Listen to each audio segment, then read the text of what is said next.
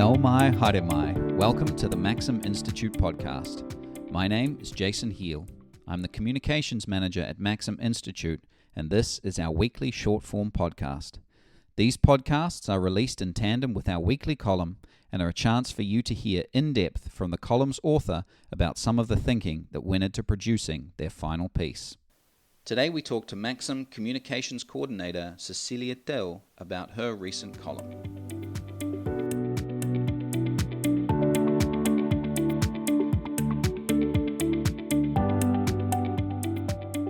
Wow, Sisilia, welcome along to the podcast. First time here. Great to have you with us. Thank you. Great to be here. Now, we are talking today about your recent column for the Maxim Institute, AI in Education, Evolution or Devolution. I love that title. That's a great title. And it's all about this new chat bot, ChatGPT, which you say has invaded our classrooms. Tell us a little bit about ChatGPT and what got you so kind of invested in writing this column. Yeah, so ChatGPT is an AI model that uses machine learning to generate human-like text based on prompts from the user. So I was really interested in how a device like this would be used in the classroom. I'm thinking back to when I was in school. We were just starting out with laptops, and now we've come to a point where we can use artificial intelligence to help in school. So, or I don't know, we'll discuss whether it's helpful. Inverted commas, yeah. Helpful or not, we don't know yet. Have a bit of envy there with the AI coming into the university. You're like, oh, if only I could have done that, it would have made my life easier. Definitely, because I'm thinking back, I did not enjoy writing essays. So having something like a tool such as this would have saved my life. I'm not going to lie. No, I'll be honest. I have played around on ChatGPT, and the speed at which it types is very impressive. And if I could type at that speed, I would be very, very happy. Now, there are some positives to ChatGPT. What are some of those that you've shared in your column that some people are not as maybe worried about this as we are, or as I am, thinking about this. So what are some of the positives that people have identified in ChatGPT? Yeah, so many university lecturers are happy about the introduction of AI. They think that it's going to definitely help them in some of the minute tasks in their day, especially for like lecturers having to write out a lesson plan. Putting that prompt into the ChatGPT will definitely spurt it out just like that. So I think that takes that off their hands. But so if I wanted to plan a 12-week lecture series on I don't know, Hamlet, it could do that for me in like most 2 definitely, minutes. Yep. Wow. So I think it becomes just like a virtual assistant. So any of those little admin tasks, ChatGPT is your go-to. So I think that's been much of the positive takes from a lot of university staff.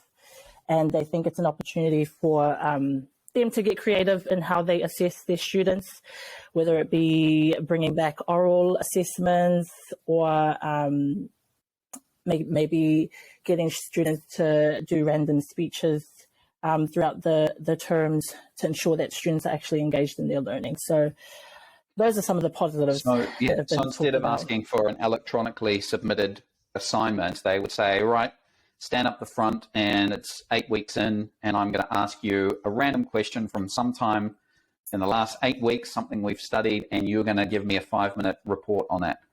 Mm-hmm. Yeah. That way there's no access to internet or ChatGPT. Yeah, man, that's really intimidating, but that's really cool. So those are some of the positives. What about the negatives? What might be a couple of the downsides?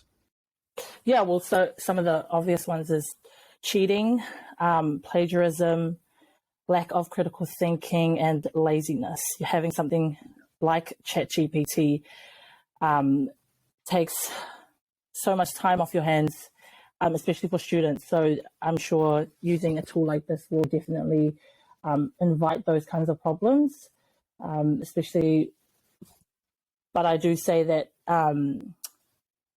with students becoming dependent on this, it can only mean creativity and critical thinking and lack of problem-solving skills will ultimately rise. Yeah. So one of the things that you mentioned to me is that the Chat GPT doesn't actually innovate; it only kind of regurgitates. And so that's one of the things that that we need to keep in mind, right? Is that it's not going to come up with a new physics formula, or it's not going to invent anything for us. Yeah, because all it does is just harvest information that's already out there on the internet. So it doesn't, it lacks creativity, it can't come up with something new. So that still requires the human in us. Yeah, our humanity, I guess our creativity that we kind of, or curiosity that we're built in with. We want to know how things work and why they work and how we can make them better. So how can, speaking of making things better, how can universities kind of make their own systems better to maybe avoid some of these negative side effects of having Chat GPT and AI in the classroom? Yeah, so there's plagiarism checkers like Turnitin have been trying to upgrade their systems so that they can better detect bot written work. There's also been talks about returning to pen and paper exams. So that's been the big answer, I guess, in terms of introducing AI. I think that's what most universities and schools are looking to go back to, which might not be a bad thing. It might not be indeed, given how prevalent it seems to be in our universities. Sisilia, thanks so much for joining us today. Thanks, Jason. It's been a pleasure.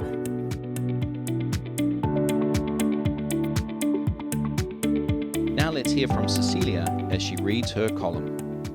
With artificial intelligence invading schools and universities, many are worried that the only brainpower remaining in those institutions will be machine-generated rather than human. If you haven't heard, ChatGPT is a new chatbot AI software that is becoming as ubiquitous as it is powerful. It can generate on-demand, human-like responses to any question or prompt. This new student's entry into the classroom has sparked concern. Globally, educators fear a rise in cheating, increased plagiarism, less critical thinking, eroded problem-solving skills, and an exponential surge in old-fashioned laziness. University of Otago's Deputy Academic Vice-Chancellor Prof Helen Nicholson says that they, along with other New Zealand universities, worry that this new technology has potential in triggering new academic integrity issues. New York City's Education Department spokesperson, Jenna Lyle, explains their decision to ban ChatGPT in schools emanated from concerns about negative impacts on student learning and concerns regarding the safety and accuracy of contents. Historically, education has been a driver of advancement in many societies. Excellent schools and teachers have transformed countless minds and lives. For those in low socioeconomic groups, it's often the vehicle to success. There's a lot at stake. But some educators believe all universities should allow AI and teach students how to use it. Technological advancements are inevitable. They should be welcomed, just as the calculator was. Charles Darwin University AI expert Stefan Poponici views AI's introduction as an opportunity to rethink what we are doing in education. Chair of University New Zealand's Committee of Deputy Vice-Chancellors Academic, Professor Catherine Moran, shares similar sentiments. She believes it's also an opportunity to ensure students are truly engaged with their learning. In that case, faculty will need to get more creative in assessing students' knowledge of a curriculum and how they apply it. Perhaps oral assessments will return, or even a revival of what might be the creative solution we're after, pen and paper-only exams.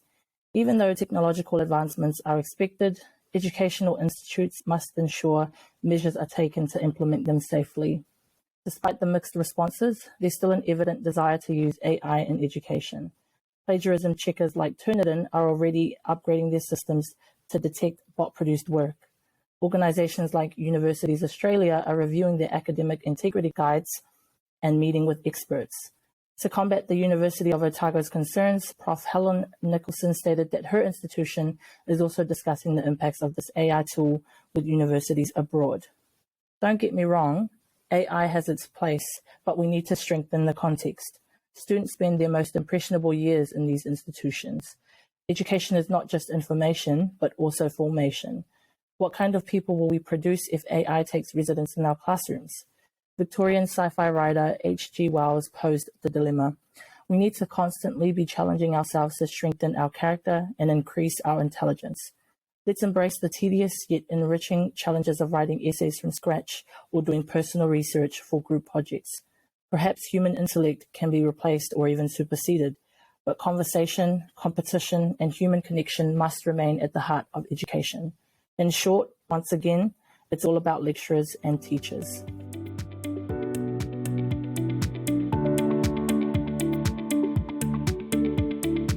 Thanks for listening to the Maxim Institute podcast. If you'd like to hear more from us and keep up with the rest of our research and analysis of politics and policy in New Zealand, you can sign up on the homepage of our website to get our monthly forum email and invitations to future Maxim Institute events. You can search and subscribe to us on Apple Podcasts, Stitcher, or wherever you get your podcasts. From the team at Maxim, mā te wā. Goodbye for now.